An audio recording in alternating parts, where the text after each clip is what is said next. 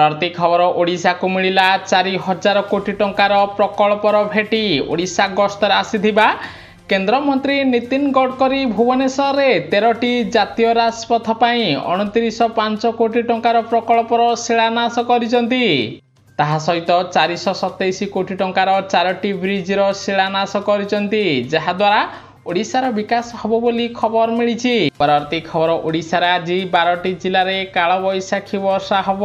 विशेषकर आज बालेश्वर, मयूरभंज, अनुगुल, बलांगीर, कटक, देवगढ़, ढेंकानाल, गजपति, गंजाम, कंधमाल, खोर्धा, कोरापुट जिले में 40 ରୁ 50 किलोमीटर वेगरे पवन बहिबा सहित कालबैशाखी वर्षा हब बोली आंचलिक पाणीपाग केन्द्र सूचना दी जाइछि। परवर्ती खबर हैदराबाद को हराई मुंबईर क्रमागत द्वितीय विजय। सेबड़े प्रथम बैटिंग करी हैदराबाद दल 20 ओभर 5 विकेट हराई 162 रन करथिला। सेबड़े मुंबई इंडियंस 18.1 ओभर 6 विकेट हराई 163 रन करी विजय हासिल करिथिबार खबर मिली। परवर्ती खबर क्रमागत चतुर्थ थर पर भारतर शीर्ष वाणिज्य भागीदारी हेला अमेरिका। सेबड़े 2024-25 मसीह अमेरिका भारत मध्य 131.84 बिलियन डॉलर वाणिज्य कारोबार होइथिबार जणा पड़िछि। परवर्ती खबर पाकिस्तान हो किंबा चीन समुद्र रे भारत आगरे ठिया होई पारिबेनी कोनोसी देश,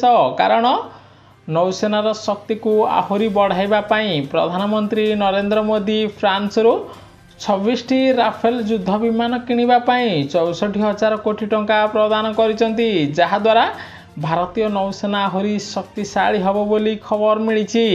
खबर फिनलैंड राष्ट्रपति सह टेलीफोन रे कथा हेले प्रधानमंत्री नरेंद्र मोदी। ताहा सहित दुई देश मध्य खूब शीघ्र गुरुत्वपूर्ण बैठक बसिबो। एही बैठक रे प्रधानमंत्री नरेंद्र मोदी को भेटिबे फिनलैंड राष्ट्रपति। परवर्ती खबर जारी हेला विश्वर सबुठारु शक्तिशाली देशों तालिका जानतु भारतर स्थान केउठी रहिछि। सेबड़े प्रथम स्थान रे अमेरिका रहिथिबा बेले द्वितीय स्थान रे रूस रहिछि, तृतीय स्थान रे चाइना रहिछि। ताहा सहित भारत चतुर्थ स्थान रहिछि। भारत को 0.1184 पॉइंट मिली, अर्थात सारा विश्व में भारतीय सैन्य शक्ति अधिक शक्तिशाली बोली खबर मिली। परवर्ती खबर मुख्यमंत्री मोहन माझी बड़ निष्पत्ति। ओडिशा रे सुदृढ़ हब ट्राफिक और सड़क सुरक्षा शाखा, कारण 2000 नुआ ट्राफिक पदवी को मिला सरकार अनुमोदन।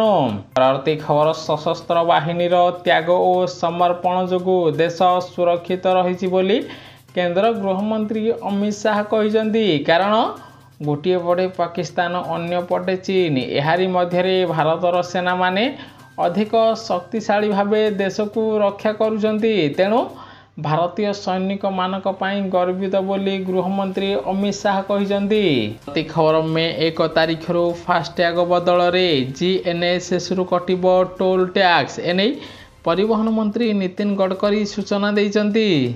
परवर्ती खबर घर घर बुली आयुष्मान कार्ड बांटिले स्वास्थ्य मंत्री मुकेश महालिंग। गोटे बड़े ओडिशा रे आयुष्मान योजना आरंभ कर दिया जाइथिबा बेले एवं स्वास्थ्य मंत्री ओडिशार विभिन्न जिला गस्त करी लोकों को मागणारे आयुष्मान कार्ड और गोपबंधु जन आरोग्य कार्ड प्रदान करुचंती। खूब शीघ्र से गंजाम जिलार विभिन्न ग्रामांचल को परिदर्शन करी नुआ आयुष्मान कार्ड प्रदान करिवे बोली खबर मिली। परवर्ती खबर भुवनेश्वर ठारू पुरी मध्य 8 लेन रोड हब। एने मुख्यमंत्री मोहन माझी बड़ सूचना देइचंती। सहित ओडिशार 4टी जिले में 8 लेन विशिष्ट रास्ता निर्माण करा जिवो बोली राज्य सरकार पक्षरु बड़ अपडेट आसी। परवर्ती खबर युक्त 3 छात्र छात्री आसला खुशी खबर। एणिकी युक्त 2 रिजल्ट प्रकाश पूर्व युक्त 3 नाम लेखा आवेदन प्रक्रिया आरंभ हब। एने बोर्ड पक्षरु बड़ अपडेट दिया जाइछि। परवर्ती खबर वार्क संशोधन बिल नुआ नियुक्ति उपरे रोक लगाइले सुप्रीम कोर्ट। ताहा सहित वार्क बिल को नहीं 7 दिन भितर केंद्र सरकार को जवाब मागिचंती सुप्रीम कोर्ट। परवर्ती खबर प्रति घर छात उपर हब एका भलिया। यूपीर लखनऊ रे आरंभ होला नुआ प्रस्तुति, अर्थात ସାରା ରାଜ୍ୟରେ କେବଳ ଏବେ ଗେରୁଆ ଦେଖାଯିବ ବୋଲି ଖବର ମିଳିଛି। ପରବର୍ତ୍ତୀ ଖବର ଆଧୁନିକ ଓଡ଼ିଶାର ନିର୍ମାତା ଥିଲେ କଂଗ୍ରେସର ହରେକୃଷ୍ଣ ମହାତାବ। ଏନେଇ ମୁଖ୍ୟମନ୍ତ୍ରୀ ମୋହନ ମାଝୀ ବଡ଼ ସୂଚନା ଦେଇଛନ୍ତି। ତାହା ସହିତ ଏବେ ବଡ଼ ସାହି ଓ ସାନ ସାହି ମଧ୍ୟରେ କମ୍ପିଟିସନ ଜୋରଦାର ଆରମ୍ଭ ହୋଇଯାଇଥିବାର ଖବର ମିଳିଛି।